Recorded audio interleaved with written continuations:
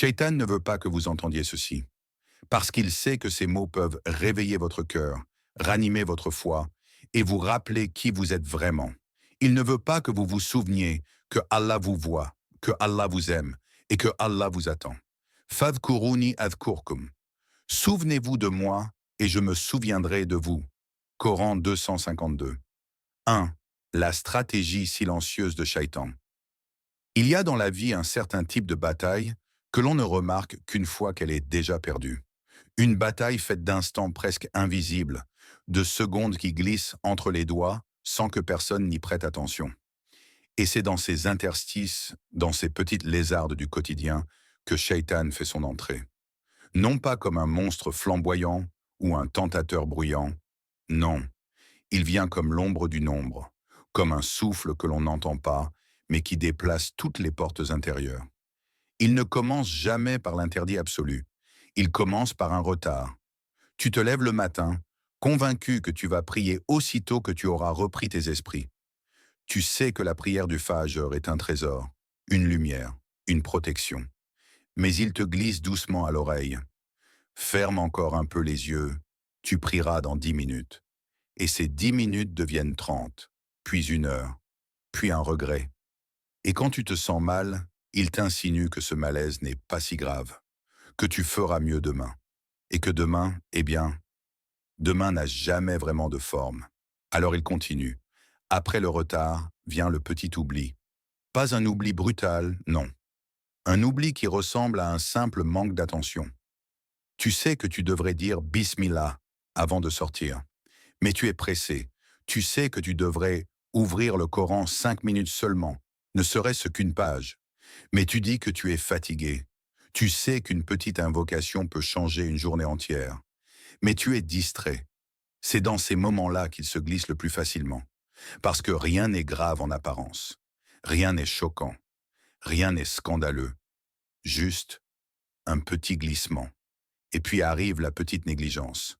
Un geste que tu aurais fait avant, mais que tu ne fais plus. Un acte qui te paraissait naturel, mais qui maintenant demande un effort. Une discipline spirituelle que tu maintenais autrefois, mais qui s'estompe au fil des jours. Tu t'étonnes toi-même, pourquoi suis-je devenu comme ça? Pourquoi ai-je perdu cette énergie que j'avais pour Allah? Pourquoi est-ce que tout semble lourd? Et c'est précisément là que réside son plan. Te faire croire que ce changement est normal. Te faire croire que cette perte de lumière est naturelle. Te faire croire que tu es devenu quelqu'un d'autre sans aucune raison. Il sait que si ton cœur s'endort doucement, subtilement, il pourra ensuite t'entraîner plus loin sans résistance. Parce qu'un cœur éveillé voit le danger, mais un cœur endormi ne voit que le confort. Et lorsqu'un cœur s'endort, Shaitan n'a même plus besoin de parler. Il lui suffit d'attendre. L'habitude fait le reste. Parfois, tu te réveilles un matin et tu te rends compte que tu as changé. Pas en un jour, pas en une semaine, mais petit à petit, un fil détaché, puis un autre, jusqu'à ce que la robe de ta foi ait perdu sa forme. Et tu te demandes alors, quand est-ce que mon cœur s'est endormi? À quel moment exact ai-je cessé de ressentir ce que je ressentais auparavant? Le problème, c'est que l'endormissement du cœur ne fait pas de bruit, pas de chute spectaculaire, pas d'effondrement brutal, juste une succession de petites déviations, presque imperceptibles. Un peu comme un navire qui change sa trajectoire d'un seul degré. Tu ne vois rien au début, mais après plusieurs kilomètres, tu n'es plus du tout sur la bonne route. C'est exactement cela que Shaitan cherche. Pas te détruire d'un coup, mais te faire dériver lentement, très lentement, assez pour que tu ne remarques rien, assez pour que tu penses que tu vas bien, assez pour que tu crois que ta foi n'a pas changé, alors qu'elle a déjà perdu des couleurs.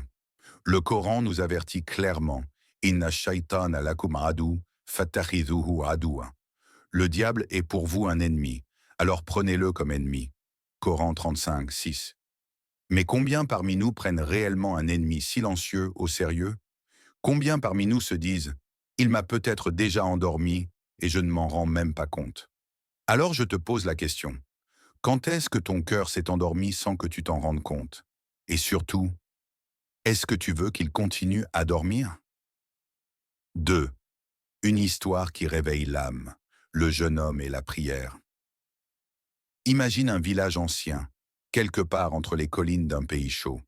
Les ruelles étroites sont faites de pierres lissées par le temps, et le vent, en glissant entre les maisons, transporte une odeur d'olivier et de terre.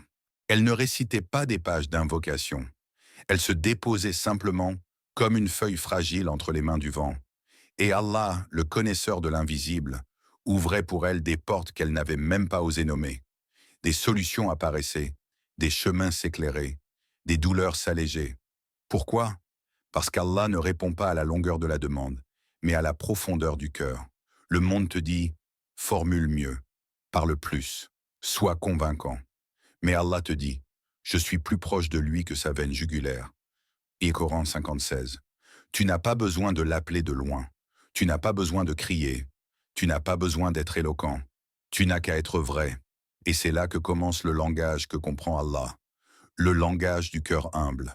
Il y a des gens qui parlent longtemps, mais leur cœur est absent. Et il y a ceux qui parlent peu, mais chaque mot est un monde. Un soupir, un frisson, une larme, une simple phrase tremblante. Ya Allah, j'ai besoin de toi. Parfois, ce que tu n'arrives pas à exprimer, Allah l'entend quand même. Le prophète disait, les actes ne valent que par leurs intentions. Et l'intention, elle vit dans le cœur, pas sur la langue. Alors pose-toi en profondeur cette question. As-tu vraiment besoin de 1000 mots pour qu'Allah t'entende? Ou as-tu juste besoin d'un cœur qui s'abandonne enfin? Quand tu parles avec humilité, tu ne parles pas vers le ciel. Tu parles à quelqu'un qui t'entoure, te connaît, t'enveloppe. Tu parles à celui qui entend les larmes avant qu'elles ne tombent, à celui qui comprend les silences mieux que les paroles. Et peut-être que la clé de ta prochaine dua, c'est simplement de laisser ton cœur parler avant ta langue. 3. Les mots du prophète, une invocation qui ouvre les portes. Il y a une manière de demander qui change tout. Une manière de prononcer le nom d'Allah qui fait trembler les murs invisibles du destin. Une manière de lever les mains vers le ciel qui ouvre des chemins que tu ne voyais pas la veille. Le prophète Muhammad ne demandait jamais, comme nous le faisons parfois, à la hâte, entre deux préoccupations, le cœur ailleurs, l'esprit dispersé. Non. Quand il invoquait, tout son être était impliqué. Sa voix, son souffle, son regard, son cœur. Il entrait dans un état de présence totale, comme si le monde s'arrêtait autour de lui, comme si le temps devenait un miroir entre le ciel et la terre. Et dans cet instant sacré, il disait parmi ses invocations les plus puissantes, « Ô Allah, Seigneur des cieux et de la terre, accorde-moi la lumière, la guidance et la protection contre ce que je crains. » Ces mots, ce ne sont pas juste des mots, c'est une armure, une clé, un bouclier invisible que le ciel offre à celui qui demande avec sincérité. Chaque syllabe porte un secret, chaque demande ouvre un chemin. La lumière, la guidance, la protection. 3 portes, 3 piliers, 3 forces qui changent une vie entière. Le Coran dit, « Et quiconque place sa confiance en Allah, il lui suffira. » Coran 65:3. Mais comment place-t-on vraiment sa confiance en Allah? Comment fait-on pour que cette phrase cesse d'être une théorie et devienne une réalité? Le prophète nous l'a montré, non pas avec des discours, mais avec une posture intérieure. Demander comme si la réponse était déjà en route. Demander comme si Allah avait déjà écrit la délivrance. Demander avec une certitude qui illumine le cœur. On raconte l'histoire d'un jeune compagnon qui avait l'habitude de faire doua avec une intensité remarquable. Un jour, on lui a demandé « Pourquoi ta voix tremble autant quand tu invoques ?» Il a répondu « Parce que lorsque je fais doua avec certitude, je sens déjà la chose descendre dans mon cœur avant même qu'Allah ne me l'accorde. C'est comme si une lumière coulait dans ma poitrine. » Tu vois, avant que la porte du destin ne s'ouvre, il faut que la porte du cœur s'ouvre. Avant que la réponse ne descende, il faut que la certitude monte. Alors interroge-toi sincèrement. Quand tu fais doua, crois-tu réellement qu'Allah t'écoute? Crois-tu que ta demande a été entendue dès la première seconde? Crois-tu que celui qui fait tourner l'univers peut changer ta situation en un instant? Crois-tu que celui qui a dit « Kun fayakun » soit et c'est, Coran 36:82, n'a besoin que d'un souffle pour réécrire ton histoire? Les doigts du prophète n'étaient pas des formules mécaniques, elles étaient vivantes, elles étaient vibrantes, Elles étaient nourries d'un amour immense pour Allah, d'une confiance totale, d'une reliance profonde. Quand ils levaient les mains, ce n'était pas un geste, c'était une déclaration de dépendance totale, une déclaration d'espoir, une déclaration d'amour. Ils parlaient à chaque demande était une flamme, chaque mot était un pas vers la lumière. Et toi, ce soir, quand tu prononceras ces mots, prends un instant, un vrai instant, respire, ferme les yeux et demande avec puissance, avec rythme, avec une certitude qui traverse ton être. Ô Allah, Seigneur des cieux et de la terre, accorde-moi la lumière, la guidance et la protection contre ce que je crains. Dis-les comme si tu les murmurais au centre de ton âme. Dis-les comme si tu les graviais sur les murs de ton destin. Dis-les comme si tu savais que la réponse t'attendait déjà à l'aube. Essaie ce soir et observe. Observe ce que ton cœur ressent. Observe ce qui change dans ton regard. Observe comment Allah répond, parfois dans le silence, parfois dans un signe, parfois dans une paix qui descend en toi comme une pluie douce. 4. L'histoire de celui qui a tout changé avec une seule nuit. Cette histoire n'est pas souvent racontée. Elle ne se trouve pas dans un grand livre, ni dans les discours publics. Elle flotte dans la mémoire des croyants, comme un murmure, comme un rappel venu d'un cœur qui a failli se briser, puis qui a été reconstruit par la main d'Allah. On raconte qu'un homme vivait un effondrement silencieux. Pas un effondrement qu'on voit, un effondrement qui ronge à l'intérieur. Les dettes l'encerclaient comme des chaînes. Les jours passés, identiques, lourds. Les nuits étaient pires, l'insomnie, les pensées qui tournent en boucle, la peur de demain, l'angoisse de ne pas pouvoir nourrir sa famille. Tu connais peut-être ce sentiment où chaque respiration semble coûter un effort énorme et où chaque solution imaginée finit par s'éteindre dans l'obscurité intérieure. Il avait frappé à toutes les portes. Aucune ne s'était ouverte. Même les sourires familiers qui, autrefois, étaient un soutien, étaient devenus rares. Puis un soir, alors que tout semblait perdu, il est sorti dans la rue. Il n'allait nulle part. Il marchait juste pour fuir le poids de sa propre poitrine. Le ciel était noir, sans lune, sans étoiles. Un ciel muet, sauf pour celui qui n'a jamais cessé de l'entendre. Il a levé les yeux et ses lèvres ont tremblé. Ya Allah, je ne sais plus comment te demander, mais tu sais ce que j'ai dans le cœur. Aucune poésie, aucune structure, pas de longue invocation mémorisée, juste un cri, mais un cri silencieux, chargé de tout ce qu'il n'avait jamais dit. Cette nuit-là, il est rentré chez lui, sans larmes, sans éclat. Il a fait ses ablutions. Il a prié seulement 2 unités. Pas une prière parfaite, pas une prière longue, juste 2 unités offertes comme une dernière tentative d'exister. Il s'est ensuite assis. Il n'a pas demandé des millions. Il n'a pas demandé un miracle spectaculaire. Il a simplement dit, « Seigneur, si tu ouvres une porte pour moi, je t'appartiens entièrement. » Une phrase, une seule. Mais il y a des phrases qui changent le destin. Le Coran dit, « Ce que vous dépensez ou promettez comme vœu, Allah le sait. » Coran 2:270. Et ce verset n'est pas seulement une information. C'est une promesse. Un témoin céleste, Allah entend ce que tu n'oses dire qu'à lui. Le lendemain matin, alors que l'homme n'attendait rien, on frappa à sa porte. Il ouvrit, épuisé, presque absent. Un étranger se tenait là. Il n'avait jamais vu cet homme auparavant. Cet étranger semblait embarrassé, comme s'il ne comprenait pas lui-même pourquoi il était là. Il a dit, « Je ne sais pas pourquoi, mais Allah m'a mis dans le cœur de t'aider. Je ne dors plus depuis cette nuit. Je devais venir te voir. » Et il lui tendit une aide financière, exactement le montant dont il avait besoin. Ni plus, ni moins. Comme si le ciel avait fait un calcul précis. L'homme resta figé. Pas par surprise, mais par reconnaissance. Parce qu'il savait que cette aide ne venait pas d'un humain. Elle venait de celui qui touche les cœurs, de celui qui envoie un secours qui traverse les âmes, de celui qui ordonne au destin, soit et c'est. Ce genre d'histoire, tu en as peut-être entendu parler. Mais ce qui la rend unique, c'est qu'elle se répète encore aujourd'hui. Dans les maisons invisibles, dans les nuits silencieuses, dans les cœurs qui n'avoueront jamais leur douleur publiquement. Allah continue de faire descendre des solutions là où les humains ne voient que des impasses. Alors demande-toi profondément, Et si ta vie entière dépendait de quelques mots prononcés avant l'aube? Et si Allah attendait seulement que tu lui parles pour réécrire un nouveau chapitre pour toi? Et si dans une seule nuit, tout ce qui semble figé pouvait être retourné comme une page que l'on tourne? Il y a des vies qui changent avec des décisions. Et il y a des vies qui changent avec une seule. 5. Essaie ceci ce soir. Ce soir, quand le silence aura recouvert le monde, quand les voix se seront éteintes, quand les problèmes auront cessé de te courir après, lève-toi, pas pour accomplir quelque chose de grand, pas pour impressionner, pas pour être vu ou entendu. Non, lève-toi simplement pour exister devant Allah.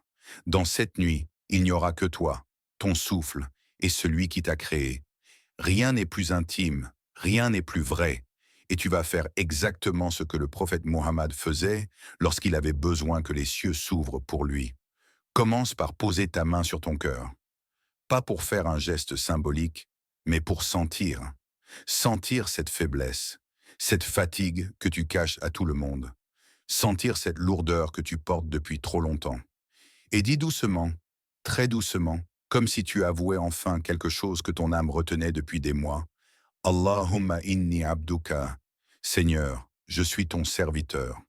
Tu n'imagines pas à quel point ces mots réveillant les cieux. Tu n'es pas en train de dire une phrase. Tu es en train de revenir à ton origine. Tu es en train de rappeler à ton âme ce qu'elle a oublié.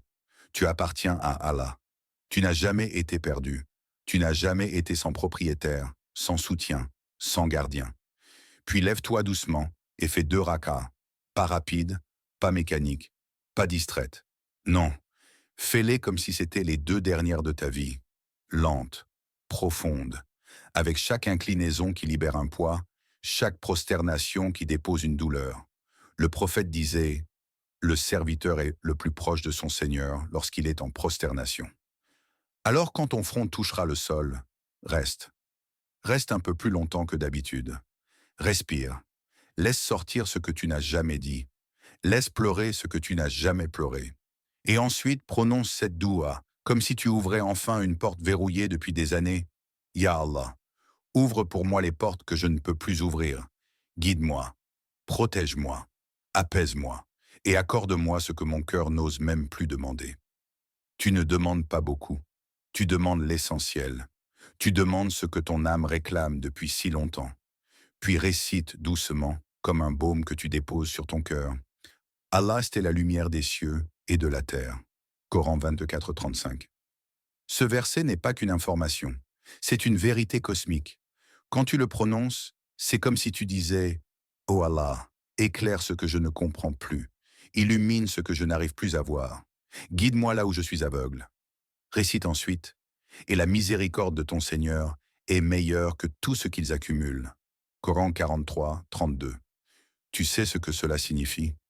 Que même si Allah ne t'accordait rien d'autre dans cette vie, sa miséricorde suffirait à combler tout manque, à guérir toute blessure, à remplacer toute perte. Les gens accumulent, perdent, recommencent. Mais toi, cette nuit, tu vas chercher quelque chose que personne ne peut perdre, la proximité avec ton Seigneur.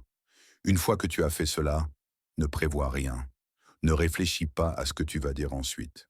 Ne te demande pas si ta doua est parfaite. Ne te juge pas. Assieds-toi simplement. Respire et laisse ton âme parler toute seule, même si tu ne dis qu'un seul mot, même si tu ne dis rien du tout, même si tout ce que tu fais, c'est pleurer en silence. Allah entend. Le Coran dit, il connaît le secret et même ce qui est plus caché encore. Coran 20, 7. Plus caché que quoi? Plus caché que tes mots, plus caché que tes pensées, plus caché que ton propre cœur. Ce soir, les anges vont écrire ce que tu diras dans la nuit. Ils vont écrire tes larmes. Ils vont écrire ta sincérité. Ils vont écrire cette prosternation que tu n'as faite que pour Allah. Les portes vont s'ouvrir une à une. La miséricorde va descendre sur toi, même si tu ne la sens pas tout de suite. Et demain matin, tu te réveilleras avec un cœur que tu ne reconnaîtras pas. Un cœur plus léger, plus calme, plus vivant. Parce qu'entre toi et Allah, il suffit d'une seule nuit pour que tout change.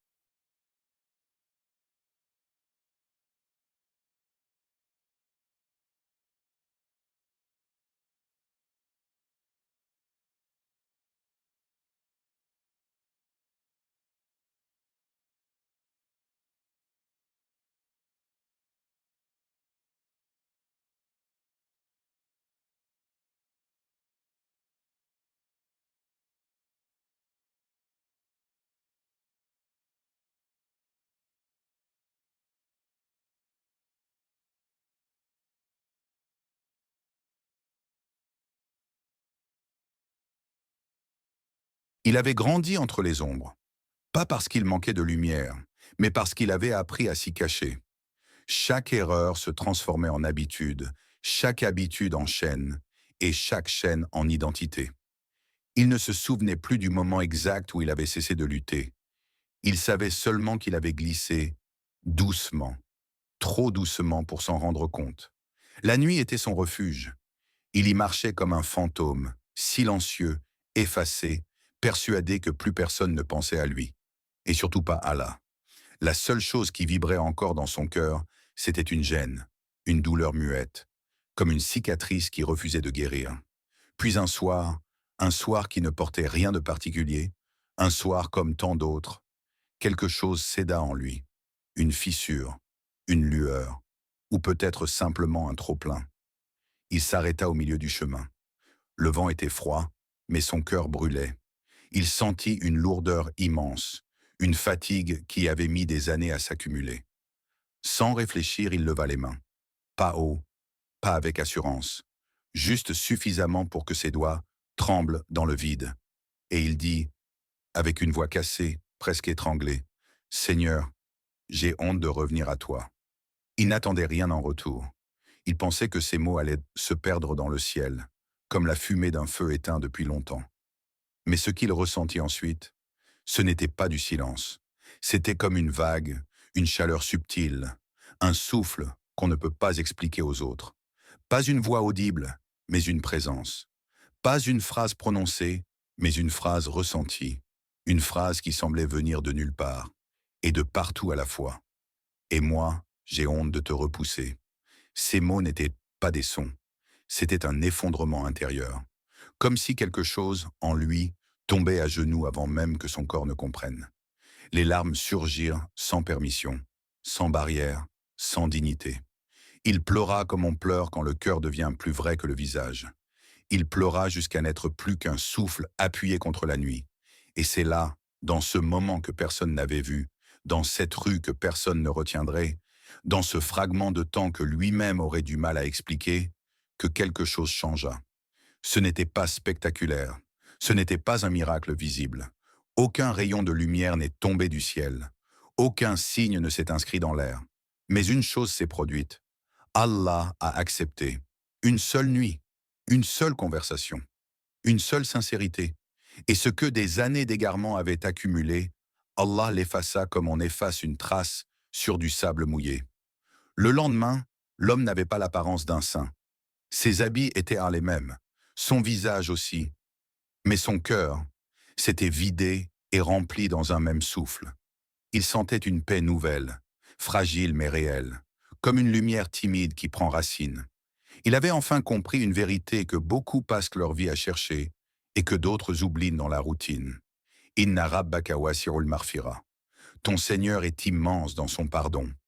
Coran 53, 32. Immense, pas large, pas grand, immense. Au point que même ceux qui pensent ne plus rien mériter peuvent s'y noyer, s'y nettoyer, s'y reconstruire.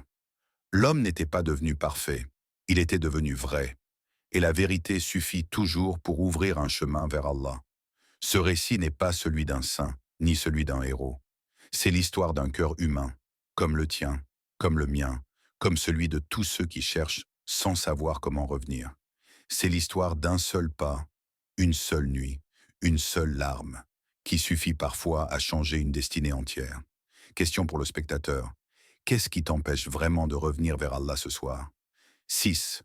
Le rappel final que Shaitan redoute.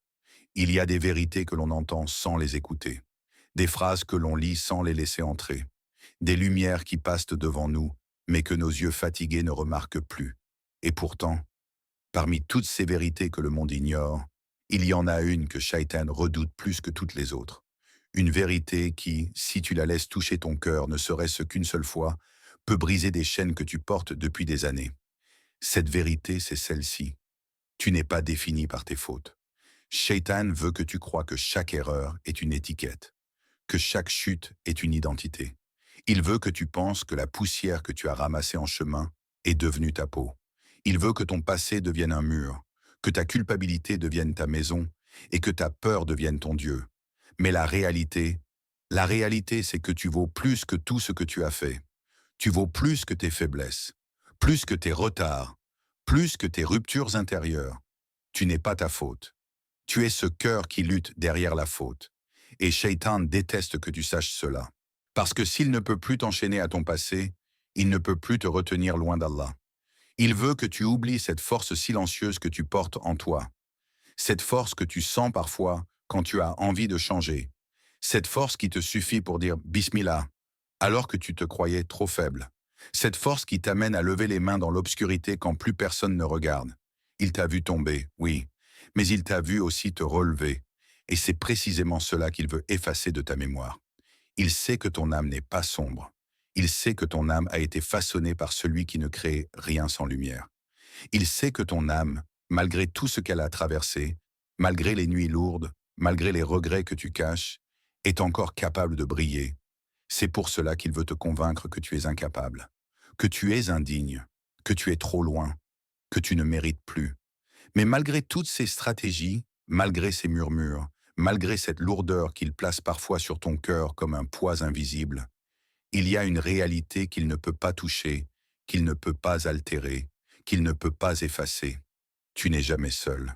Même les nuits où tu penses que ton âme est vide, même les soirs où tu n'as plus la force de prononcer une seule invocation, même les moments où tu fermes les yeux et tu te dis « Peut-être que je ne suis pas fait pour être proche d'Allah », même là, surtout là, il y a une présence qui ne t'a jamais quitté, une miséricorde qui ne dépend pas de ton humeur, ni de ton énergie, ni de ton passé, une lumière qui ne juge pas la poussière que tu portes, mais regarde le cœur qui cherche.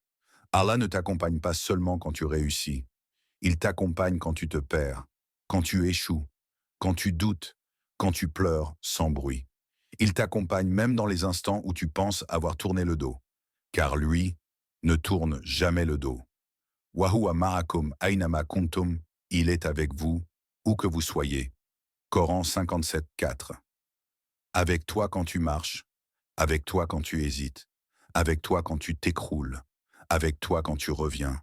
Et cette vérité-là, celle de la présence divine, celle de la miséricorde qui englobe même les égarés, celle de la lumière qui descend même dans les cœurs les plus fatigués, cette vérité, Shaitan ne veut jamais que tu la comprennes. Parce qu'une fois que tu sais que tu n'es pas seul, tu peux recommencer, tu peux revenir, tu peux renaître, tu peux avancer, même d'un pas tremblant, même d'un souffle fragile. Et un seul pas vers Allah suffit pour éloigner 1000 démons de ton chemin.